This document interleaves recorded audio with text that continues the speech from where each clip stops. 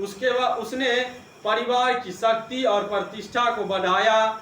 उसने पल्लव शासक और अपरजित वर्मन और गंग शासक को हराकर उनका बहुत सा राज्य अपने राज्य में सम्मिलित कर लिया।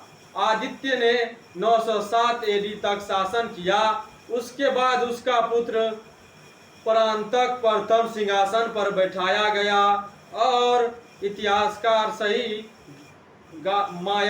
मायनों से इसे ही चोल साम्राज्य की दक्षिण भारत में संप्रभुत्व का संस्थापक मानते हैं।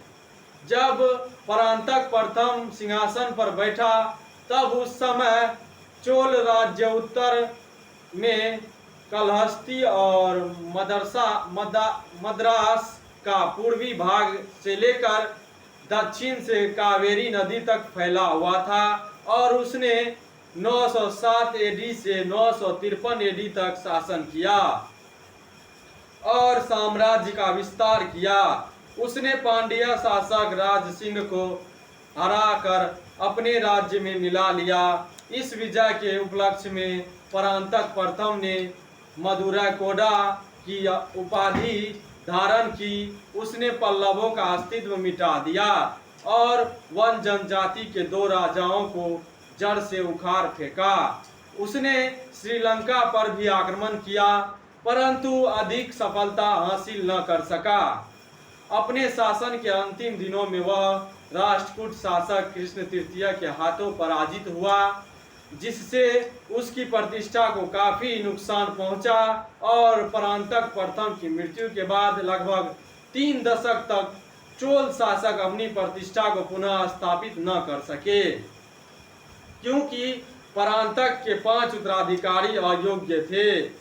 ये उत्तराधिकारी थे उसके 2 पुत्र गंधादित्य और अजसिया और अंजिया और उसका पुत्र सुंदर चोल और उसके पुत्र आदित्य द्वितीय कारिकाल और उत्तम चोल जो 985 एडी से 1014 ईस्वी तक सुंदर चोल के पुत्र राजा राज चोल ने शासन किया। उसने मुमादी और चोल देव जयान गोरा चोल और मार्तंड आदि की उपाधि धारण की।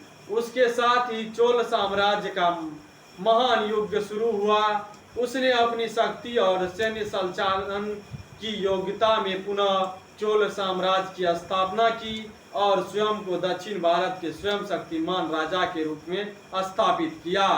अपने शासन के प्रारंभिक वर्षों में ही उसने चेर शासक को कंडलूर के 9 सैनिक युद्ध में हरा दिया और उसे अपने अधीन कर लिया। उसने पांड्य शासक अमर भुजंग और मैसूर के गंग शासक को हराकर उनके राज्य के अधिकांश भाग को अपने राज्य में मिला लिया। इसी दौरान श्रीलंका की राजनीतिक स्थिति अस्पष्ट थी। जो राजा राज प्रथम ने इसी स्थिति का लाभ उठाया और श्रीलंका पर आक्रमण करके इसके उत्तरी भाग पर अपना आधिपत्य जमा लिया। इसी जीते गए क्षेत्र का नाम मुम्मादी चोल और मंडलम रखा गया।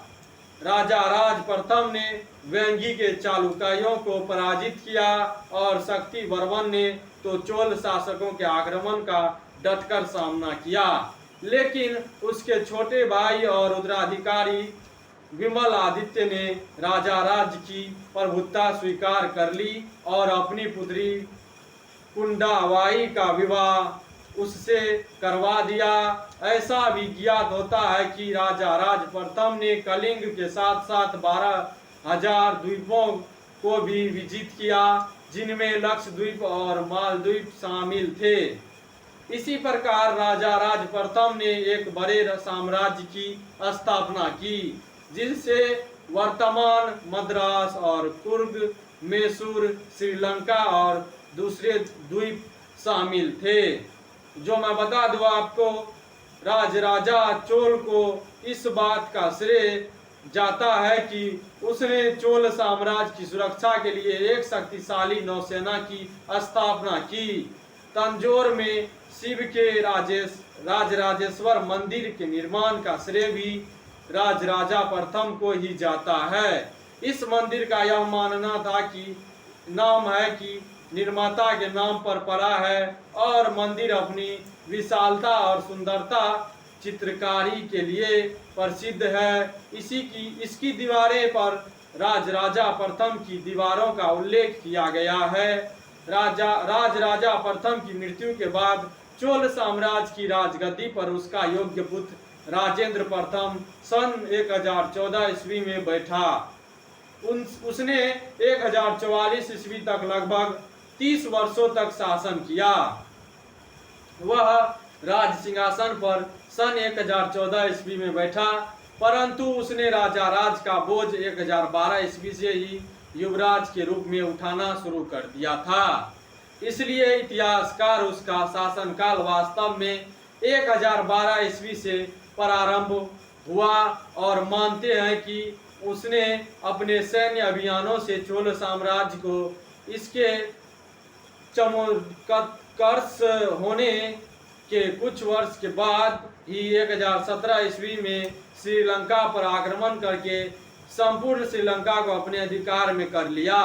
अगले ही कुछ वर्षों में उसने केरल के राजा और पांड्या राज्यों से अपना लोहा मंगवा लिया और राजेंद्र चोल ने पश्चिमी चालुक्य राजा जयसिंह द्वितीय जो जगदेक विजय अभियान पूरा करने के लिए दक्षिण में अपना विजय अभियान शुरू किया और बाद में वह राजेंद्र चोल ने उत्तर में अपना विजय अभियान शुरू किया।